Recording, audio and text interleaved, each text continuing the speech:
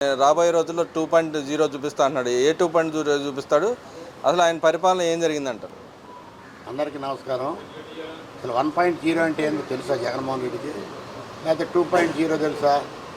తెలిస్తే మరి 151 సీటోడు 11 సీట్లకు ఎందుకు పడిపోయాడు? దేనికి పడిపోయాడు? ప్రజలు ఎందుకు ఇచ్చారు తీర్పు? ఈ పరిపాలన బాగోలేదనేగా. మీకు ఏమాత్రం చుట్టూ చెరవ జీవం ఎప్పుడుంటే మీరు మళ్ళీ ప్రెస్ ముందల మాట్లాడకూడదు కూడా మీరు. ఎందుకంటే మీరు కొన్నాళ్ళు ఓపిక బట్టి ఉండాలి. మళ్ళీ మీరు రావాలి అనుకున్నప్పుడు మీరు ఓపిక బట్టి ప్రజాభీష్టం మేరకు ప్రజలతో మన్నలు పొందాలి మీరు. అంతే తప్ప జగన్మోహన్ రెడ్డి ఏదో అమ్మటి రాంబాబు గారు కూడా మాట్లాడుతున్నాడు చంద్రబాబు నాయుడికి ఎందుకు ఇచ్చారు అంత మెజార్టీ? దేనికి ఇచ్చారు? ప్రజలు పిచ్చోళ్ళే ఇచ్చారా? అంటే ఇక్కడ పొరపాటు చేసి ప్రజలు ఇచ్చారంట. నిజంగా పొరపాటు చేసి ప్రజలు ఆయన పదవి ఇచ్చారా? ప్రజలు పిచ్చోళ్ళు కాదు. ప్రజలు ఎప్పుడు పొరపాటు చేయరు. ఒకసారి అనగానే ఒకసారికి పొరపాటు చేశారు ప్రజలు. తెలిసో తెలియక చేశారు. అదే నాబోటాడైతే నాకు చదువు లేకపోయినా నేను చేయాల పొరపాటు. ఎందుకంటే నీ దుష్ట పరిపాలన వచ్చిందని నాకు తెలుసు. రాష్ట్రాన్ని అధోగతి పాలు చేస్తామని తెలుసు. రాష్ట్రాన్ని అప్పులు పాలు చేస్తామని కూడా తెలుసు. నువ్వు మహారాక్షసులు అని కూడా తెలుసు. తెలియబట్టే నేను మీ నాన్నకు అభిమాని అయ్యిండి కూడా నీకు నేను ఓటేయాల. గుర్తుపెట్టుకు ఓటేయాల. ఏపీలా నువ్వు దిగజారుడు రాజకీయం చేసావు. మరి నువ్వు ఆ రోజు 3 రాజధానులను పెట్టావు. నీ గవర్నమెంట్లో 3 రాజధానులు పెట్టావు. దమ్ము ధైర్యం ఉంటే నీ దగ్గర ఏదైనా సరే ఇవాళ పెట్టి 3 రాజధానులని ఇవాళ సింగల్ రాజధాని చేస్తున్నాడు చంద్రబాబు నాయుడు మీద ద్వేషంతో 3 రాజధానులు అన్నావు నువ్వు. మరి ఇవాళ సింగల్ రాజధాని వద్దు, మాకు 3 రాజధానులు కావాలని ఇవాళ టెట్ లేపించో.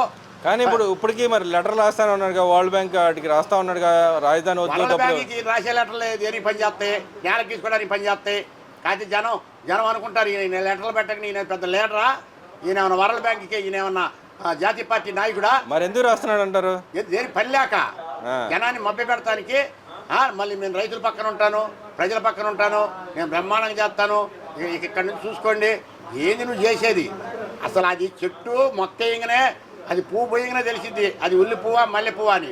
నువ్వు ఉల్లి పువ్వులు అంటాడివి.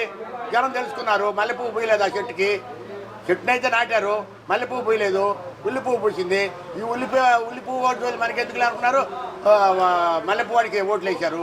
అంతే తప్ప మీరు ఊరక అబోధ కల్పన చేసి అబోధంగా మాట్లాడితే రోజా, మరి కొడాలి నాని, అమ్మటి రాంబాబు వీరంతా ఏం చేద్దాం అనుకున్నారు ఈ రాష్ట్రాన్ని ఇప్పటికే అత్తపాతాలని దొక్కేశారు.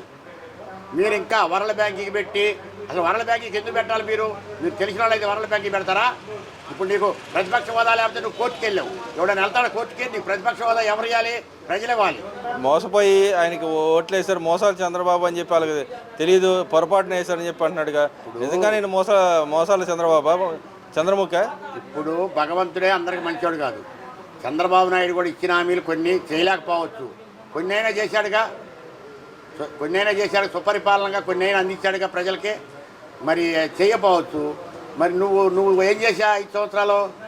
నువ్వేం చేసి ఏం వీకా? నువ్వు 5 సంవత్సరాలు నా బట్టి వాళ్ళు జైల్లో పెట్టించావు, చెప్పకూడదు తినిపించావు. అంతేగా నువ్వు చేసింది. చంద్రబాబు నాయుడు ఎప్పుడు అట్లాంటి కక్ష ధోరణ పనులు చేయడం ఆయన చేత కాదు. చేత అయితే ఒక పని చేస్తాడు, చేత కాదు మెలగా రూల్స్ అండ్ రెగ్యులేషన్ చేస్తాడు ఆయన. అంతే తప్ప నీకు మళ్ళీ అనుకుంటే ఇవాళ ఒక్కడు ఉండేవాళ్ళు కాదు, మీరు బయట మొత్తం లోపల ఉండేవాళ్ళు చంద్రబాబు నాయుడు కనుక అనుకుంటే. కానీ ఆయన అట్లా అనుకోవాలా. కక్ష ధోరణ మనకు ఎందుకులే అని అనుకుంటున్నారు. ఇవాళ నిన్ను చూసి దావోస్ మీటింగ్కి వెళ్తే వాళ్ళు నిన్ను చూసి తడుతున్నారు. పెద్ద రాజకీయ పెద్ద అక్కడ పారిశ్రామికవేత్తలు దేని తడుతున్నారు? ఒక రాక్షసుడు అని పసిగట్టారు. మళ్ళీ వస్తే ఏంటి పరిస్థితి? లోకేష్ గారు చంద్రబాబు నాయుడు అడుగుతున్నారు.